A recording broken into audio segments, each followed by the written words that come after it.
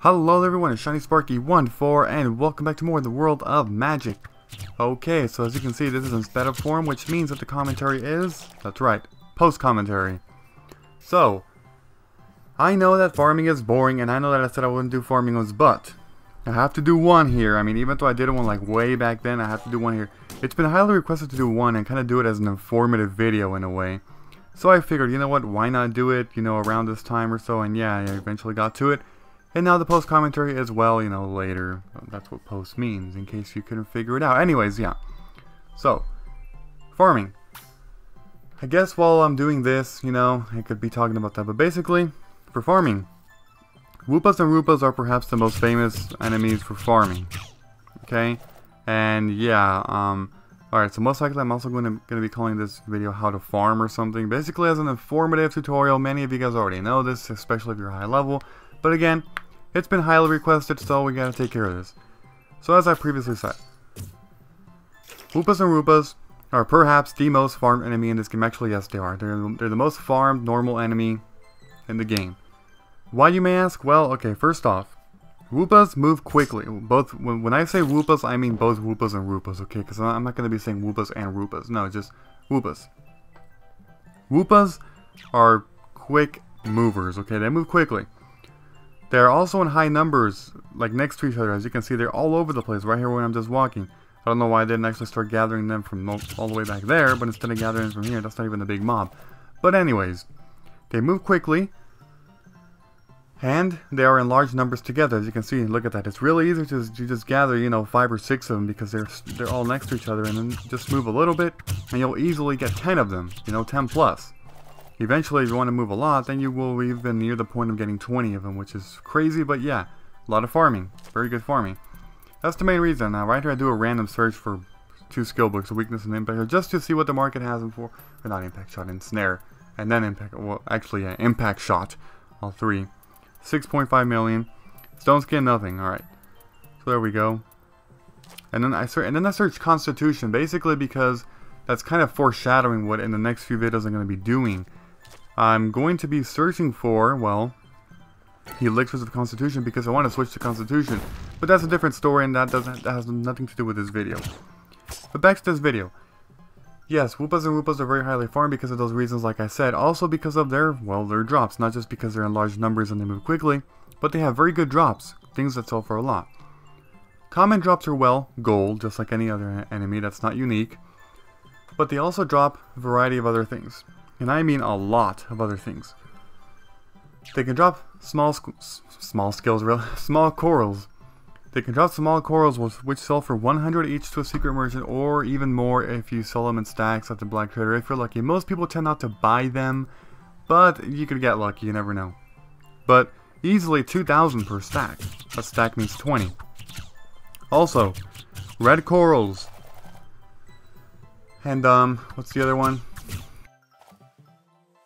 Okay, right there I had to do a cut. Yeah, but anyways.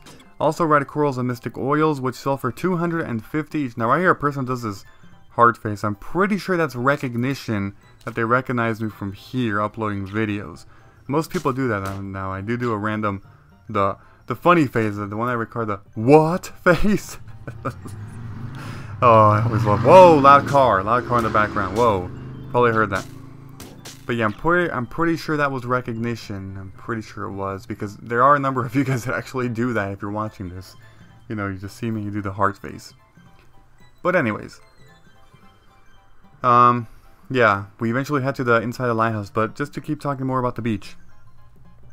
Mystic oils, red coral sell for 250 each. Most of the time those will also not sell in the Black Trader. But a stack of those is 5,000 each, pretty damn good. They can also drop enchant seeds, weapon and armor, enchant seeds. The Woopas can also drop, what else is that thing called? Oh, pirate coins. A stack can sell for up to 2,500 each, or even more if you're lucky and the market is just bad for that for buying. And in addition to that, they have their rare drops. They can drop green powders. They can drop mystic stones. They can drop a longbow. They can drop, I believe there's one more thing that they can, oh, concentrate volume 3. A lot of good things, you know, from common drops to semi-common, or uncommon I should say, and to rare drops. But enough about that. The other place that I like to farm a lot is actually the first floor of the lighthouse. The first and second floor, but mostly the first floor. The first floor of the lighthouse, and as you can see, I'm not doing too much of the farming, just random mobs here and there. Like right there, you know, I just pester a bunch of skeletons, because it's more about informative, but you can really see, like, the idea of it. You gather a bunch, okay, right there's a gray skeleton, but yeah. Basically, skeletons and underground spiders, they move quick, and they're in big mobs too, which means that they're good for farming. However, the underground spiders not so much because of the lack of their very good drops. Underground spiders don't have very good stuff. They don't. They can drop spider silk. They can drop toughness volume 1. Gold, of course. The typical old box and potion bag, I'm guessing. And that's pretty much it. But skeletons have a tendency to drop pretty good stuff. Some of them are, of course, rare or not. Piece of bones. While they're not rare, they're also not common. They're uncommon drops from what I've noticed. Piece of bones, you know. Each one can sell for at least 200 each, you know. They sell for 100 to a secret merchant, but a rule about piece of bones, never ever sell piece of bones to secret merchants. Always sell them to the black trader, because for secret merchants they're 100 each, which means you will sell 2,000 per stack. You can do much better than that. You can easily sell a stack of 20 for 4,000 on the black trader, but most of the time actually more, near 5,000. Yeah, or 5,000, that would be 250 each, about that much. So yeah. Other drops from skeletons, yeah, skeletons are also on the second floor, which is why I like getting them, but also beholders are on the second floor. But more about skeletons. Skeletons can drop bone armor, very rare drop. I've gotten it once in this playthrough. I got it once, it was off screen though. They can also drop toughness volume 2, a rare book that I've gotten, I believe, at least 2 times, no for a fact, maybe 3. But yeah, toughness 2 can sell for as low as 8,000, I've seen it, but as high as up to 30,000. So it ranges a lot, really, depending on the market and your server.